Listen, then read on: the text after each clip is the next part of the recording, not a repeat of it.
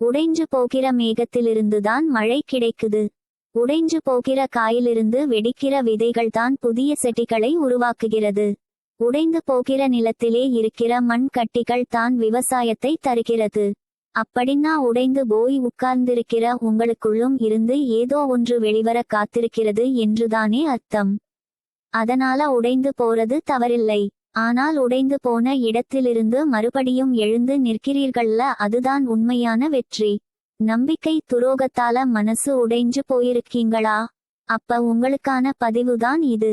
நம்ம கூட இருக்கும்போது சிரிச்சு பேசி சந்தோஷமா இருந்துட்டு, நம்ம கூட சண்டை போட்டுட்டோன்ற ஒரே ஒரு காரணத்துக்காக நம்ம கூட இருக்கிறப்ப யாரை பத்தி எல்லாம் பேசினாங்களோ அவங்க கூடவே போய் சேர்ந்துகிட்டு இன்னைக்கு நம்மள பத்தியும் பேசுற நிறைய பேர் நம்மை சுற்றி இருந்து கொண்டேதான் இருக்கிறார்கள். இவங்களை எல்லாம் பார்த்து கஷ்டப்பட்டு ஏன் இப்படி பேசுறாங்க அப்படின்னெல்லாம் வருத்தப்படாதீங்க. ஏன் தெரியுமா? அவங்க இப்ப யார்கிட்ட பேசிக்கிட்டு இருக்காங்களோ அவங்களுக்கும் தெரியும் நம்மள பத்தியும் இப்படித்தானே அவங்க பேசி இருப்பாங்கன்னு. அதனால அவங்களுக்கு பதில் சொல்றதை விட்டுட்டு நீங்க உங்க பாதையில் சரியாக பயணித்து கொண்டே இருங்கள். போலியான முகங்கள் சில நாட்களுக்குதான் மறைத்து வைக்க முடியும். உண்மையான முகங்கள் வெளிப்பட்டே தீரும். சரி, இப்போ கதை சொல்றேன் கேளுங்க. கனவில் வந்த கடவுளிடம் ஒரு நாள் பக்தன் கேட்கிறான், நீ எல்லா இடத்திலும் பரவி இருக்கிறாய் என்பது உண்மையானால் என்னுடைய பிரார்த்தனைகள் மட்டும் ஏன் உன் செவிகளுக்கு எப்போதுமே கேட்கவில்லை கடவுளே அப்படின்னு கேட்கிறார். அப்போது அந்த கடவுள் சிரித்து கொண்டே பதில் சொல்கிறார், ஒரு வகையில் நானும் வைபை போலதான் எல்லா இடத்திலும் எங்கும் பரவி இருக்கிறேன். ஆனால் உங்களுக்குள் நான் வந்து சேர்ந்திட வேண்டும் என்றால் அதற்கு ஒரு பாஸ்வேர்ட் அவசியம் என்று சொல்கிறார்.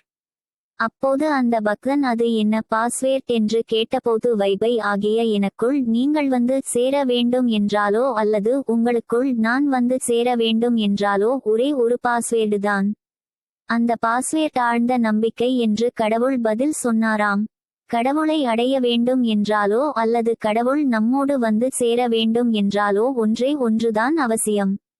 அது கடவுள் மீள் வைத்திருக்கிற நம்பிக்கை.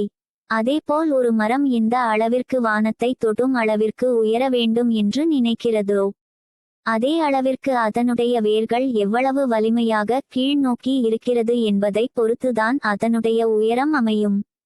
அதேபோலதான் நம்முடைய வாழ்க்கையிலும் நாம் எந்த அளவிற்கு உயரமாக வளர வேண்டும் என்று நினைக்கிறோமோ உயரமாக வளர வளர நமக்கு தாழ்வும் பணிவும் எந்த அளவிற்கு இருக்கிறதோ அப்போதுதான் நம்முடைய உயர்வு இன்னும் பல உயரங்களை தொட முடியும்.